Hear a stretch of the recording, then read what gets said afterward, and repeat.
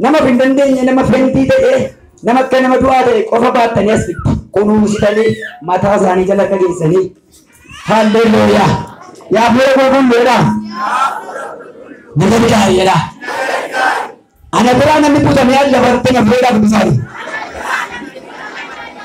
gaafa Yesuus dhufuu jala sagalee Waaqayyoo warri butamanii warra maqaan isaanii macaafa walichaarra jiru duwwaan malee biyyi lafaa kun gaafa simbatu maal ta'a gaafa fiingeen afuufamee geddaramnee namummaa haaraa uffannu aisoo jabaaddoodhaan nama simbira jiru irra qabaate jabaaddoodhaanii jabaaddu dhiikii walichaa waa'ee kee finfalmaa waliin jedha foolichee mimmaan keenya gorsa jabaaddoodhaan kan boossan kun dhaggeeffadha Kanaadaa Awustiraaliyaadha wal faana sagalee tokkichaan maqaa wayii dhaga'anii qilleensa si ol godhatamu yeroo kana Goftaan asii gad dhufaa jira. Qulqulloonni lafarraa asii ol butamu. Taayigani isii jedhe.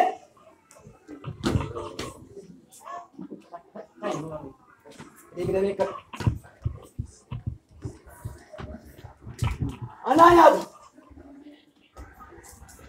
Halleluuyaa. Maqaa ofii isaatii dhaga'anii maqaan isaa galmee jireenyaa irra jiru. Maaliin jedhe?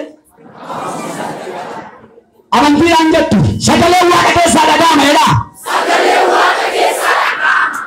Yaa kannoo yaa waaqa keessa waamaadhu. Dhirsi misirroo dhufeera jedha. Dhirsi misirroo dhufeera. Fudhatamuun kee keeroodha fudhataa. Halleluuyaa. Sagaleen guddisee maqaa namaa waama kan jedhu Waaqayyo irratti dhugaadha kabbadumni bara 2004 gaafa Ingiliziin baasii godhadhu duuba jirutti kophaa kootuun godhadhu hafuurri Waaqayyoo naa beeki.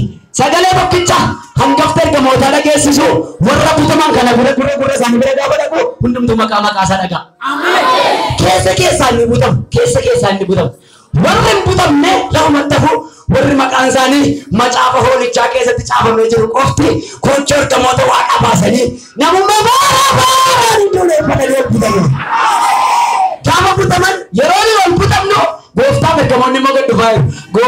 wanne kocho kenyan tama Amerika mala bakka kun Gabriel ra kun Mikael ra ni jiru anis namba bisa ini simpan haleluya wow amen haleluya ega wolben akam mana Amerika na an surafin jedam an Gabriel jedam chunu jiru makamu adanya ke sani wa mambo je tapasa damada dabala minanin je godo yuni ke sanga masi Gabriel kerolan surafin macam kamera mambu dari kami arfan taa menjera raji dah kunggu atau nyangke wagarra Mikael dan nanda mata ayam itu nama cel kawan nama dikerdi kasih waldana nih wah kayu sih jadi amin amin orang kan amin jera amin orang betul amin sagale bangkawan kamu tak gudu semak anak awam orang mana mampu kami gosta semuanya gosta ujung palalia kamu tak ujung patah Kalian sekarang, amin haleluya. Itu banyak kawan dua kamu, nama mereka berdua, nama kita itu nama berangkat. Jadi sukan tetap deh, Hana di sukan tetap deh, Shisha di sukan tetap, Bira di sukan tetap deh, mafarang kerja terus.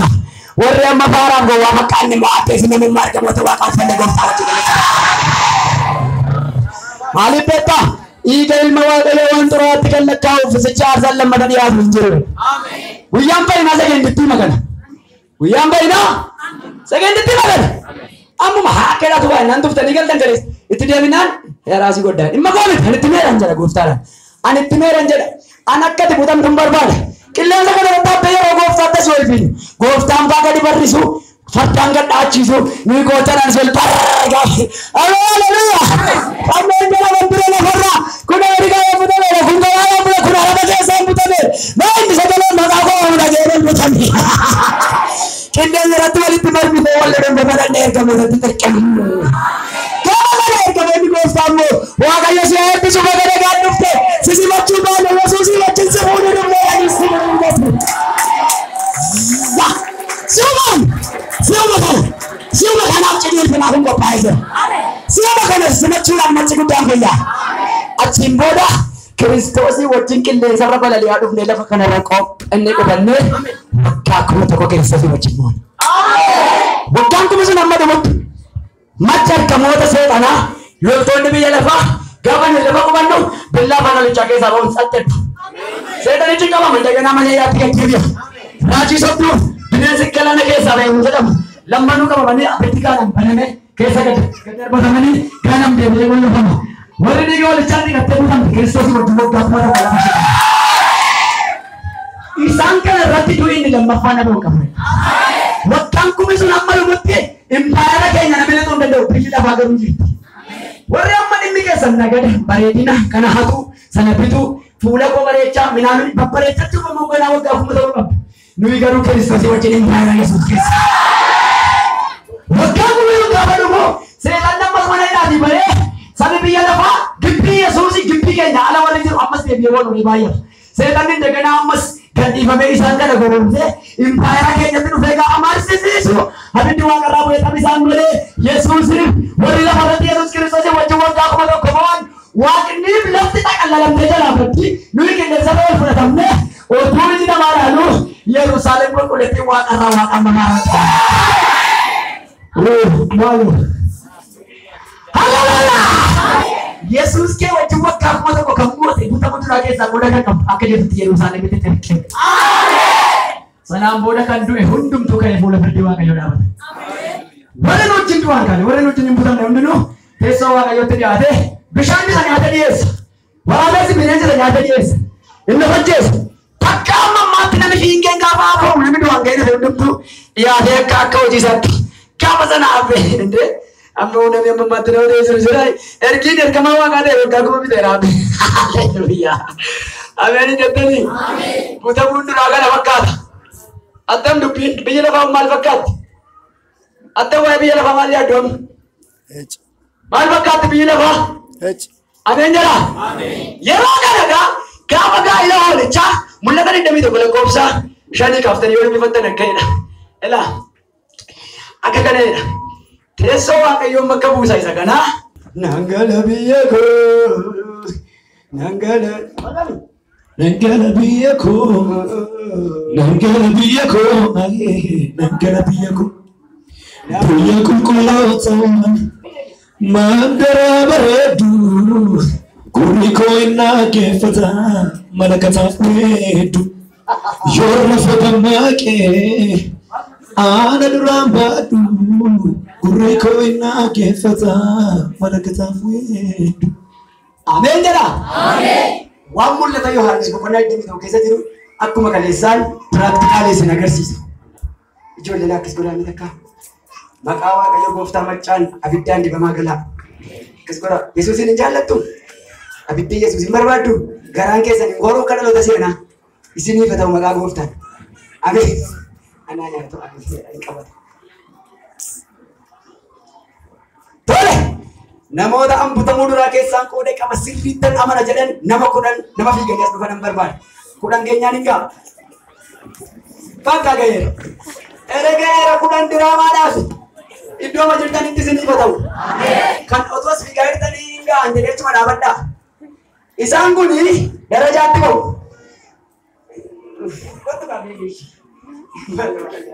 Akkana godhu. Calluma dhaabsaan dhaggeeffadhaa. Yoo gooftaan dhufe asumaan ol butamna waan ta'eef sammuu keessan baasaa akka mana qabdan akka biyya lafaa keessa jiraattan sammuu keessan keessaa baasaa yoos malee gaazexaa isinitti fakkaata dadhabuu. Kana irratti immoo gooftaan dhiigaan waan fideef isin dhiisu. Nama dhiisu gooftaan kana irratti. Fayyaduu ta'uu mannaa dhaggeeffadhaa.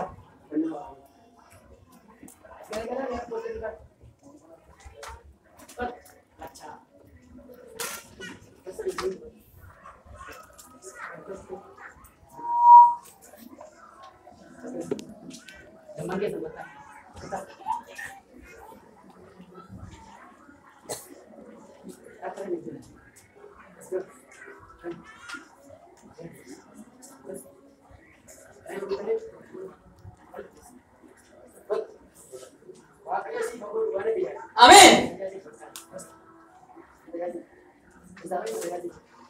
Isaan kun nama kurnan ganaa maanguddoota dhibbenii arfanitti fakkeessina. Isin immoo xiqqoo akkas siqadhaa. Salfii immoo godhaa. Salfiitti galii dhabee. Sii kaffalamaa ishee hunda isaa fudhattee galii. Akkas golboobsaa salfii keessa hin akka hin. Tarree warra sana dhagaa jechuu kooti. Yaa. Nice.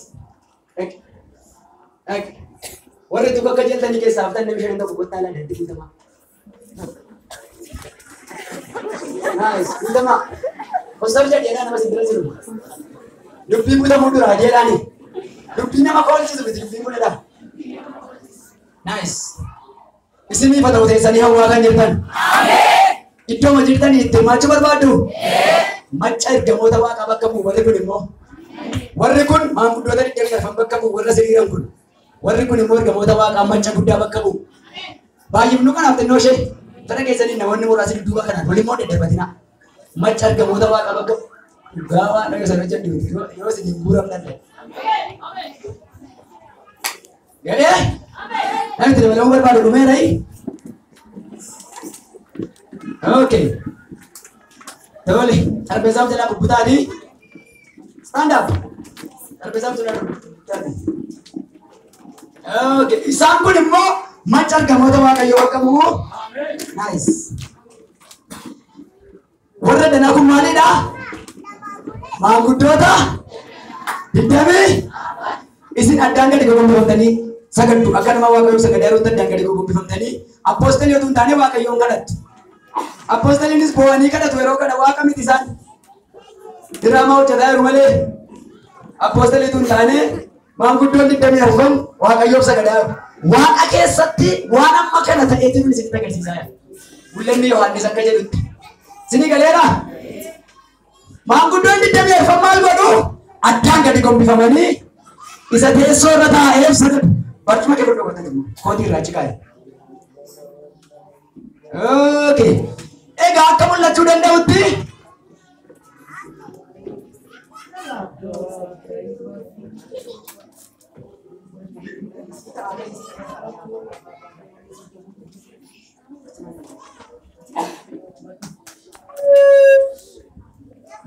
inni kun immoo gooftaa Yesuusin bakka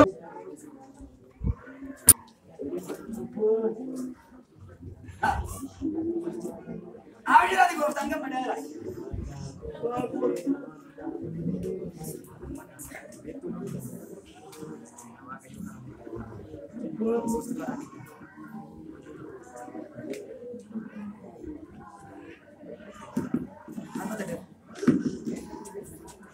Harka keessan ol kaafadhaa.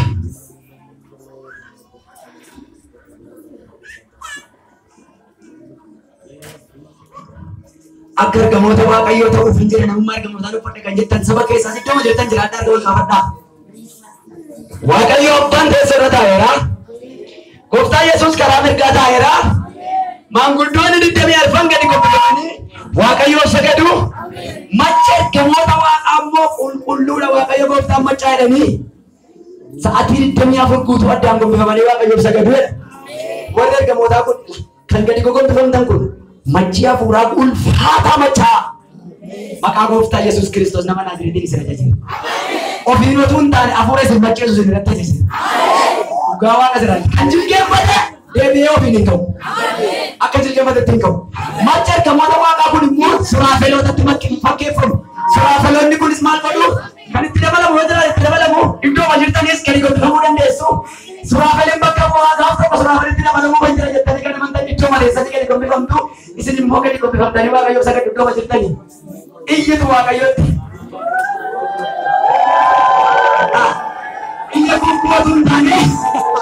Iyya gonkuwatu hin taane Waaqayyo keenya jechuudha. Ilaalaa egaa amma sabni ilaalaa maqaa gooftaa Yesuus nama Naazreetiin dhaggeeffadhaa. Waaqayyo abbaan teessoo irra taa'aa jedhe. Gooftaa Yesuus karaa mirgaa taa'aa jedhe. Ilaa maal jedha sagalee Waaqayyo maanguddoonni 24 gumanii isaaf sagadu. Macha ergamootaa immoo isa tokkoffaa maanguddoota tuttaan lammaffaa macha ergamootaa tuttaan sadaffaa immoo warri biyya lafaa keessaa dhiigaan dhiqatee fuula hoolichaa dura dhufuudha. Shamisiyaa dhiqotti. Warri biyya lafaa keessaa dhiigaan dhiqate kan akkasii kun immoo fuula gooftichaa dura gaafa dhufan butamuu duraa keessaa warri qooda qaban akkasii gaafa dhufan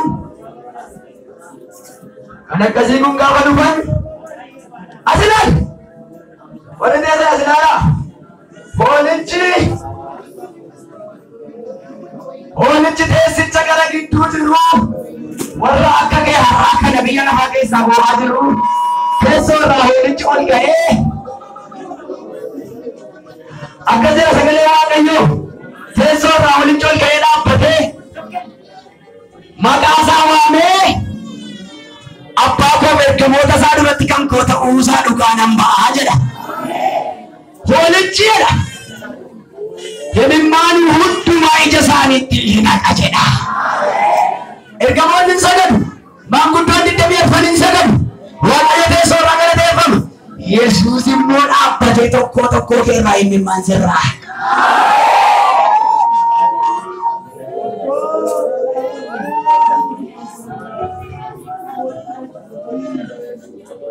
Haleluuyaa! Toloonni salphiidhaan yaa'anii Yesuus bira dhufu. Harki mismaarri keessa ba'e. Harki mismaarri keessa fullee sun dhimmaan keenya naqa yeroon isaa gabaabaa dhasii jira.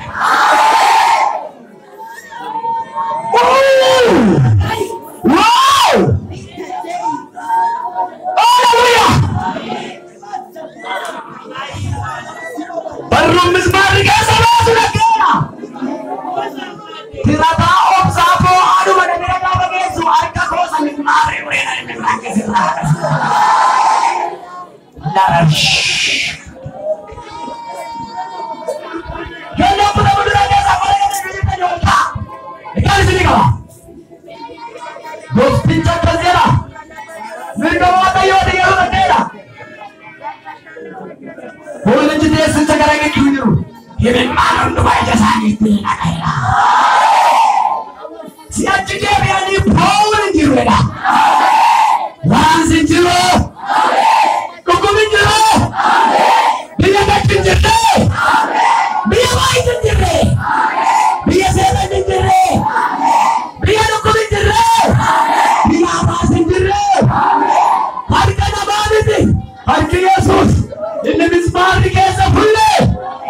Imimani lagi tina nak amat apa jawab sendiri. Jalan dan para magana pagru di pinggir teganya berada pagru di apa. Mana hitamnya kampus rumpen. Maka walesi kampus rumpen. Mana orang kampus rumpen. Gara-gara kampus rumpen. Sama malu saya jadi baju di tadi. Sama malu kampus dijaga di tadi kampusan. Bukan bukti jatuhan cincin dari yang terkampus. Gara di bagian dikein memangkan tuh. Ani bukti jadi buderan memangkan harga bos sampai malu desa. Ini memangkan seragam rumah.